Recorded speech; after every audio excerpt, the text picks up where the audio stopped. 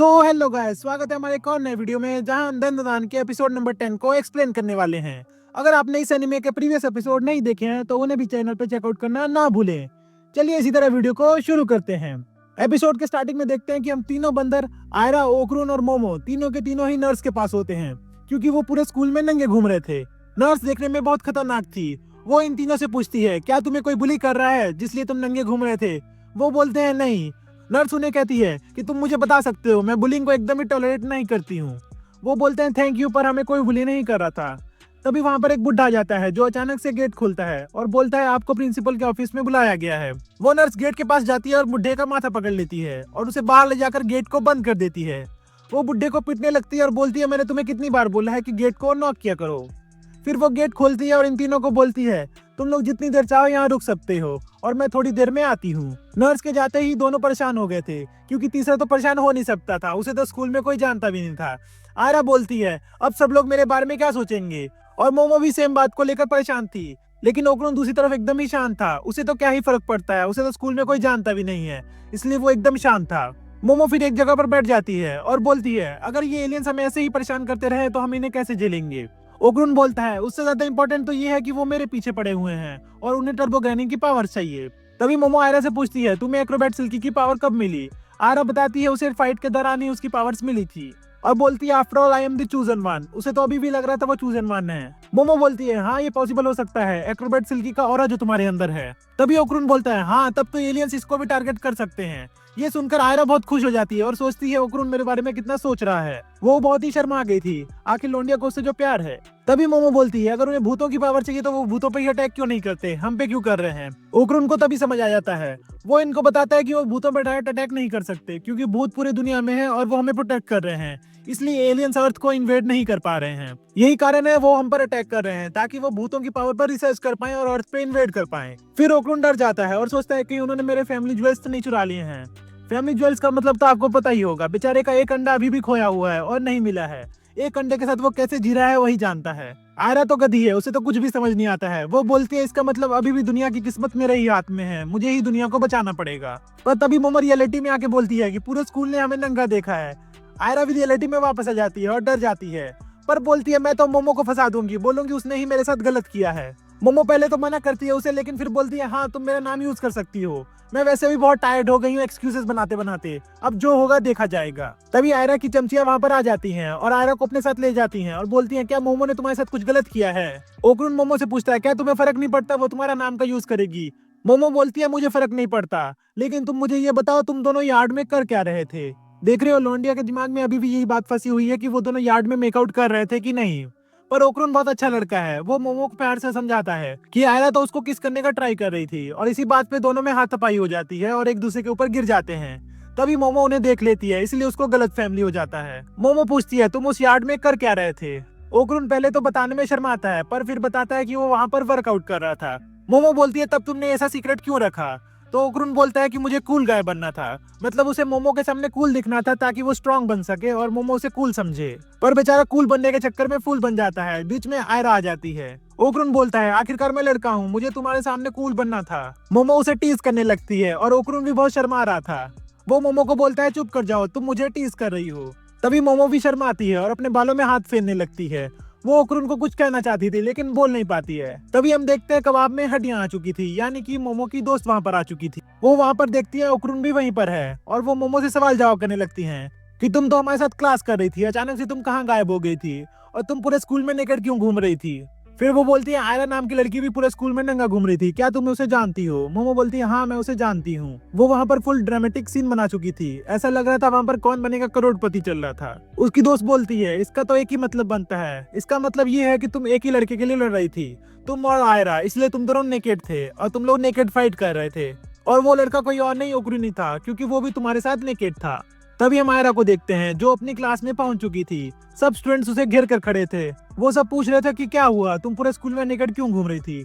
पर आयरा तो बहुत चालाक है, वो सबको बोलती है कि मुझसे ये सब मत पूछो यार, मैं तो बहुत ही सैड हूँ, तुम लोग ऐसा मत करो, अभी मुझे अकेले छोड़ दो। वो यहाँ पर सबका भूतिया काट रही थी। अरे भूतिया का मतलब समझ लो तुम लोग अब। तभी उनमें से एक स्टूडेंट बोलता है क्या तुम्हें मोमो ने हैरेस किया है? हमने सुना था उसने तुम्हारे ऊपर बाथ टब भी फेंका था और वो तो किसी के साथ भी सो जाती है, ये रूमर भी फैला था। तब सब स्टूडेंट मोमो की बात करने लगते हैं कि मोमो से कैसे बदला लिया जाए और वो बहुत इविल है। आयरा सबको चुप कराती है और बोलती है वो रूमर मैं नहीं फैलाया था, और चुपचाप क्लास से बाहर चली जाती है। सब स्टूडेंट सोच रहे थे ये क्या हुआ, और वो जाके अपनी अपनी सीट पर बैठ जाते हैं। आयरा बाहर जाके एक टेबल पे बैठी थी और अपना सर पटक रही थी। वो बोल रही थी मेरी पॉपुलैरिटी से खुद गई। खुद गई का मतलब तो आपको पता ही होगा यार। तभी वहां पर मोमो आ जाती है और उसे सर पटकते हुए देख लेती है। वो बोलती है तुम ये क्या कर रही हो। आयरा बोलती है अब तुम्हें क्या चाहिए। मोमो वहां पर आकर बैठ जाती है और पूछती है क्या तुमने क्लास में कुछ अच्छा एक्सक्यूज दिया। तब आयरा बोलती है हाँ मैंने क्लास में सबको तुम्हारे खिलाफ भड़का दिया है। पर मोमो को पता था आयरा ने ऐसा कुछ नहीं किया है और उसे बताती है कि तुमने ऐसा कुछ नहीं किया है, अगर तुम ऐसा करती तो तुम यहाँ आकर अपना सर नहीं पटक रही होती। तभी वो दोनों देखते हैं वहां पर वो बॉक्सर एलियन आ चुका था और वो पूरी तरह एक व्हाइट लिक्विड में लिपटा हुआ था। ऐसा लग रहा था उसके ऊपर किसी ने कुछ कर दिया है। समझ रहे हो कहीं बॉयज वॉशरूम में तो नहीं घुस गया था ये। आयरा अपने मॉन्स्टर फॉर्म में आ जाती है और मोमो भी अपनी साइकिक पावर्स यूज करने लगती है। और तभी एलियन उनके सामने आकर गिर जाता है और वो रो रहा था। रोते रोते वो बेहोश हो जाता है। बेहोश होते होते वो अपने बच्चे के बारे में सोच रहा था और उसे सॉरी बोल रहा था। तभी सीन शिफ्ट होता है और हम देखते हैं सब के सब साइको के घर आ चुके थे। वो उस एलियन को भी साइको के घर ले आए थे और उसकी ट्रीटमेंट कर रहे थे। वो एलियन उठता है और देखता है वो तो किसी के घर में है। अब वो सामने देखता है तो चारों के चारों उसके सामने खड़े होते हैं। मोमो साइको को कहती है देखो मैंने तुम्हें कहा था एलियंस होते हैं, लेकिन साइको कहती है ये तो काप्पा की तरह दिख रहा है, ये तो एक काप्पा है, एलियन नहीं है। मोमो कहती है बुढ़िया तेरे सामने एलियन है तब भी तुझे यकीन नहीं हो रहा है। वो बोलती है नहीं ये तो कप्पा ही लग रहा है। तभी ओक्रून भी बोलता है कि एक थ्योरी है जिसमें बोला जाता है कि काप्पास ही एलियंस हैं। वो एलियन खड़ा हो जाता है और सबको लगता है कि वो उन पर अटैक करने वाला है। तभी मोमो कहती है सोचना भी मत, साइको हमारी साइड में है। पर तभी उस एलियन का पैर नीचे पड़े हुए खाने पर लगता है, जिसे देखकर मोमो बोलती है ओह हाँ मुझे नहीं पता था एलियंस क्या खाते हैं, तो मैंने तुम्हारे लिए ये प्रिपेयर किया था। वो एलियन तो घुटनों पर ही आ जाता है, बोलता है मुझे तो आज तक किसी ने ऐसा ट्रीट नहीं किया, मुझे इतने अच्छे से किसी ने नहीं रखा। और वो रोने लगता है। वो सबसे प्रॉमिस करता है कि वो उन्हें कभी भी हार्म नहीं पहुंचाएगा। फिर हम देखते हैं कि सब लोग साथ में खाना खाने लगते हैं, जहाँ पर साइको एलियन को पीटने लगती है क्योंकि वो सारी ट्यूना खा जा रहा था। और सब एक दूसरे में लड़ने लगते हैं खाने के लिए। देखो कैसे लोग हैं एक दूसरे में लड़ रहे हैं, वो भी खाने के टाइम। खाने के टाइम भी इनसे शांति से नहीं बैठा जाता है। खाने के बाद वो एलियन सबको अपनी बैक स्टोरी बताता है और बताता है उसका एक बेटा है जिसको एक भयंकर बीमारी है। मुझे ये बीमारी नहीं बवासीर लगती है, क्योंकि वो बताता है जब भी उसका बेटा हकता और मूतता है उसका सारा खून बाहर निकल जाता है। इसका मतलब उसके बेटे को डेली नया खून चढ़ाना पड़ेगा। वो बताता है उसकी बीवी भी सेम बीमारी से मर चुकी है। वो उन्हें बताता है कि उसे पैसे चाहिए ताकि वो अपने बच्चे का डेली ट्रीटमेंट कर पाए। लेकिन जब वो अपनी बैक स्टोरी बता रहा होता है तो उसमें कुछ कुछ वर्ड समझ नहीं आ रहे होते हैं, जो मोमो बोलती है ये क्या बोल रहा है मुझे समझ नहीं आ रहा है। वो बताता है उसके बच्चे की ट्रीटमेंट के लिए उसे पैसे चाहिए। उसकी स्पीसीज की बॉडी स्ट्रांग है, इसलिए उसकी स्पीसीज को ज्यादातर बॉडीगार्ड ही रखा जाता है। और वो कुछ और भी बोलता है लेकिन वो किसी को भी समझ नहीं आता है और ना ही वो एनीमे में समझाया जाता है कि वो क्या बोल रहा है। ऐसे बहुत सारे वर्ड बोलता है जो किसी को भी समझ नहीं आ रहे थे। फिर वो एलियन बोलता है वो कमजोर है इसलिए उसकी बीवी को मरना पड़ा, क्योंकि वो पैसे नहीं कमा पाया ताकि वो अपनी बीवी का इलाज करा पाए। तब ओक्रून बोलता है मैं तुम्हारी हेल्प करूंगा, मैं पैसे इकट्ठे करूंगा और तुम्हारी हेल्प करूंगा। पर मोमो उसे समझाती है कि एक बार पैसे इकट्ठे करने से क्या होगा, उसके बेटे को डेली डेली खून चाहिए, तो डेली डेली तुम पैसे नहीं दे सकते हो। आयरा मोमो को कहती है अगर कोई किसी की हेल्प करना चाहता है तो बीच में तुम शैतान मत बनो। एलियन बोलता है मैं केंटा काकुरो की बात से बहुत खुश हूँ।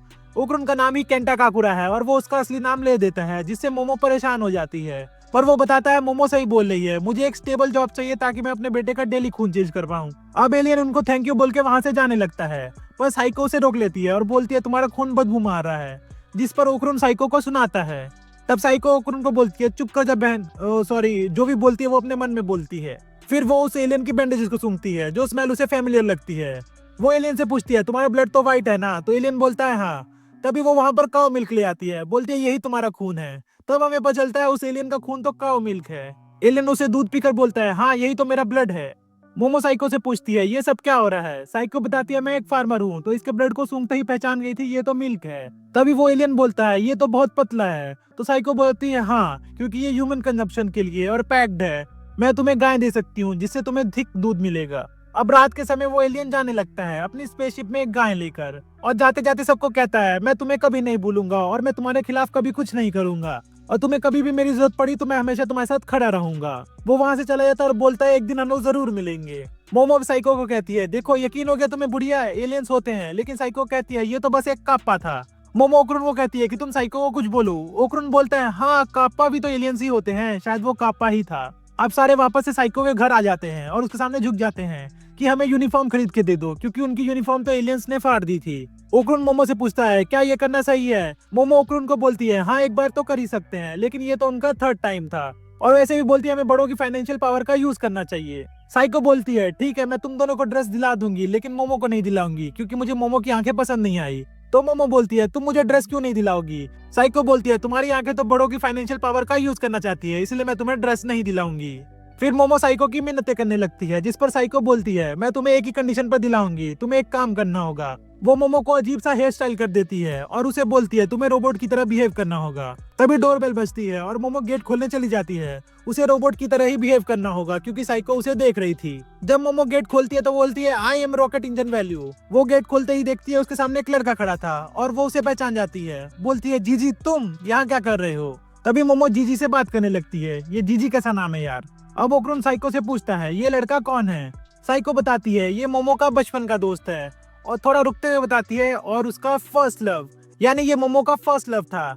ये सुनते ही ओक्रून की तो दुनिया हिल जाती है, वो पूरे शौक में चला जाता है। ये एपिसोड यहीं पर खत्म होता है। तो बताइए आपको ये एपिसोड कैसा लगा। या लास्ट में तो साइको की बात सुन के मेरा दिल ही टूट गया कि मोमो का फर्स्ट लव अब उसकी लाइफ में वापस आ रहा है। मुझे तो ओक्रून के लिए बहुत बुरा लग रहा है कि अब उसका क्या होगा। बेचारे का तो ऐसे भी कोई दोस्त नहीं है, क्या वो अपनी दोस्ती और प्यार को बचा पाएगा। देखते हैं नेक्स्ट एपिसोड में। तब तक के लिए आप भी चैनल के साथ बने रहें और वेट करिए हमारे एक और नए वीडियो का। मिलते हैं आपसे एक और नए वीडियो में। और हाँ, जाने से पहले चैनल को सब्सक्राइब कर दीजिए और वीडियो को लाइक कर दीजिए। तब तक के लिए बाय बाय।